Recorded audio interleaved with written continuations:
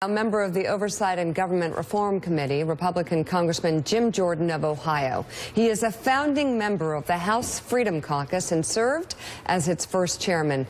Welcome back to the show, sir. It's good to be with you. Let's look ahead first before we look back. How does tax reform look, given everything that you've witnessed in the past week? Well, I mean, I think we got a lot of things we have to get done. I think the mistake on this past bill was we didn't do what the American people sent us here to do because it wasn't full repeal. So when it comes to tax reform, when it comes to border security, when it comes to the other big issues we've talked about accomplishing and that we promised the voters we would, let's just do what we said. If we do that, I think we'll be fine. If we don't, I think we may have the same problems we had on this last bill, unfortunately. Was the White House very forceful in its hope that you all would support the bill? Or how would you describe how the White House worked with you? Yeah, good conversations. We know a number of the people, Dr. Price, Mick Mulvaney, folks we used to serve with, Vice President Pence. The president was good as well. But in the end, it was about the legislation. Right. Remember, the lesson here is don't try to pass a bill that only 17% of the country approves of. That's a problem. You know, Mr. Priebus was talking about don't let the perfect be the enemy of the good. Well, this wasn't even good. When no one likes the legislation, you have to do it different. That's what we were saying. It wasn't going to bring down premiums. It had a host of problems. And frankly, the key promise we made the American people in the 2010, 2014, and 2016 election was we would repeal Obamacare. This legislation didn't do that. And that was the fundamental flaw in this entire process.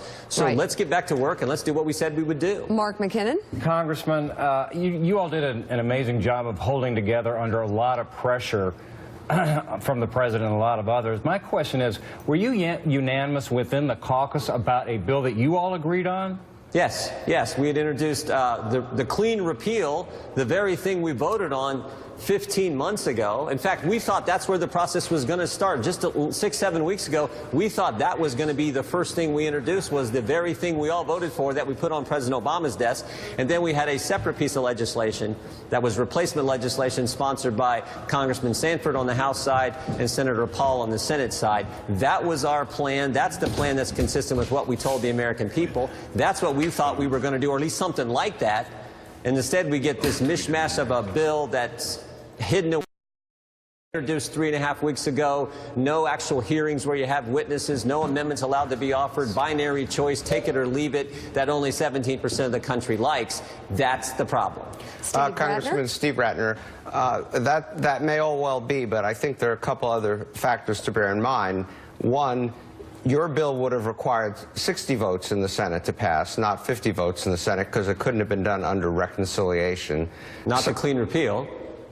Not the first part. Go ahead. It could not have been done that way, correct? Well, the clean repeal could have been done. The repeal of Obamacare could have been done. The same thing we passed 15 months ago and put on President Obama's desk. That could be done through reconciliation. But remember, the leadership's plan was a 3-step process. It had 3 phases to it. So if they were going to be able to get phase 2 and phase 3, why can't we get our second part, the part that's going to require a few Democrats to do the right thing in the Senate and pass it? Why couldn't we have done that as well once we'd repeal it? In fact, because Democrats you weren't going to get the Democrats. But look, the heart of the question, the heart of my question is this, which is, so you failed. You ended up with Obamacare 1.0 still being the law of the land. Why was not the bill that the House leadership and the president proposed, which would have made a number of changes, many changes in your direction, gotten to maybe Obama, call it Obama 2.0 if you want, why was that not better than 1.0, which is what you're stuck with now for the foreseeable future? First of all, just like I said before, Steve, 17% of the country didn't like it. It didn't repeal Obamacare. Even Krauthammer called it Obamacare light. Not me, he did. So, and he was actually for it. It didn't bring down premiums, which became the focus. We were willing to work and try to get there, even though it was a bad bill, if it would at least bring down the premiums for middle-class families. And CBO said premiums are going to continue to rise for the next 3.5 years. And then they were going to start to go down after the next 3.5 years under this bill. Start to go down relative to the baseline, not start to go down in real dollars and significant dollars. So that was the problem when you have legislation that does, not to mention the new entitlement that is advanced refundable tax credits for people with no tax liability, not to mention the fact that we took Medicaid expansion and extended it for several years, a host of things that weren't in our clean repeal just 15 months ago. Let's just go over here. Why did the House leadership and why did Trump try to rewrite like the laws that cover 1/5 Yeah. of America's economy in 17 days. Yeah. Like Newt Gingrich didn't even try to do that. No, and that's a fundamental question. Again, there were political problems with this bill, there were policy problems, and there were process problems. And typically, good process will lead to better policy, which I think leads to better politics. What did they tell you, though, Jim? I just don't understand it. Like they're telling conservative Republicans we're gonna alter 1/5 of the economy in 17 days, and oh, by the way, we're changing it while you sleep, and you're gonna have to vote on a bill where we don't even give you a CBO score. Joe, you know what they told us because you saw it. They rolled it out after it was hidden away. When they rolled it out, they said it's a binary choice, take it or leave it. Normally when you have hearings on a piece of legislation that impacts this much of our overall economy, you would bring in some witnesses and hear from some witnesses about what's going to happen if this legislation actually becomes law. We had none of that. We went straight to markup. No amendments could be offered in the Energy and Commerce Committee, the Ways and Means Committee, the Budget Committee, and finally they took a manager's amendment at the last hour to try to get people to vote for it. Anybody Anybody threaten you guys? Because in the good old days, Gingrich's people would always threaten us and would laugh at them. Anybody threaten you?